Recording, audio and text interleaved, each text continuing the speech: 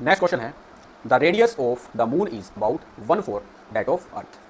यहाँ पर बोल रहा है जो रेडियस ऑफ मून है ये 1/4 है किसकी, रेडियस ऑफ अर्थ की। यहाँ तक क्लियर। नेक्स्ट दे रखा है acceleration due to gravity of the moon is about 1/6 that on the earth. Acceleration due to gravity on the moon is equal to 1/6 of acceleration due to gravity on अर्थ।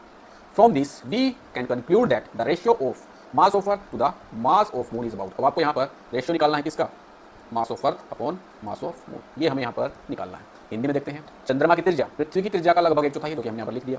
और चंद्रमा पर गुरुत्वाकर्षण के कारण त्वरण पृथ्वी के द्रव्यमान का लगभग क्या, छठा भाग है। चंद्रमा पर जो गुरुत्वाकर्षण है वो 1/6 है किसका, जो गुरुत्वाकर्षण आपका पृथ्वी का है।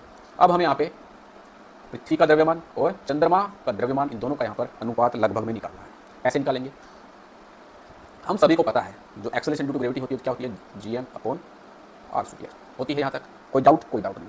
अब हम यहाँ पर अर्थ की ग्रेविटी और मून की ग्रेविटी का यहाँ पर क्या करेंगे, रेशियो निकाल लेंगे। जी हमें पता है Gm/r², तो जी तो आपका कैंसिल हो जाएगा, तो हम यहाँ पर क्या लेंगे, मास ऑफ अर्थ, क्योंकि ग्रेविटी ऑफ अर्थ है, मास of earth upon radius of earth का स्क्वायर। जी आपका ऊपर नीचे कैंसिल हो जाएगा।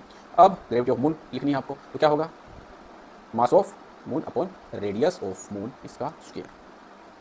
क्लियर। अब मुझे कुछ यहाँ पर दिख रहा है कि जो आपका रेडियस ऑफ मून है ये कितनी है, 1/4 है किसकी, रेडियस ऑफ अर्थ की। और जो acceleration due to gravity of moon है या 1/6 है किसकी, ग्रेविटेशन ऑफ अर्थ की। तो मैं यहाँ से Ge/Gm क्या लिख सकता हूँ, तो Ge/Gm में यहाँ से लिख सकता हूँ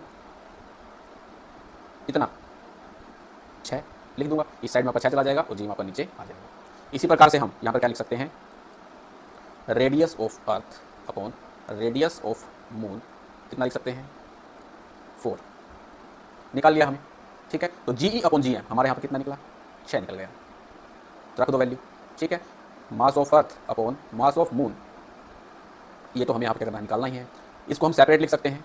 कैसे, ये मैं लिख सकता हूँ रेडियस ऑफ अर्थ इसका स्क्वायर अपॉन में रेडियस ऑफ मून का स्क्वायर। अब मेरे पास यहाँ पर जो वैल्यू है अपोजिट लिखेंगे ना दोस्त, ऊपर चला जाएगा। क्या यार तुम भी कहाँ दिमाग लगाते हो, रेडियस ऑफ मून ऊपर चला जाएगा, ये आपका नीचे आ जाएगा। तो Rm का स्क्वायर अपॉन Re का स्क्वायर। Re अपॉन Rm कितना आपका 4 है, तो Rm अपॉन Re हम क्या लिख सकते हैं, 1/4 लिख सकते हैं, बिल्कुल लिख सकते हैं, इंटू 1/4 का स्क्वायर। ठीक है, आगे सोल्व करो इसको, तो 6 बराबर है Me/mm गुना में 1/16। तो Me/mm बराबर कितना आ जाएगा, 16×96। तो अप्रोक्सीमेट आपको यहाँ पर 100 देखने को मिलेगा। किसका रेशियो, Me और M का, मास ऑफ अर्थ और मास ऑफ मून का जो रेशियो है वो आपको यहाँ पर अप्रोक्सीमेट 16 देखने को मिलता है। क्लियर। ऑप्शन बी इसका दोस्त राइट आंसर बनेगा।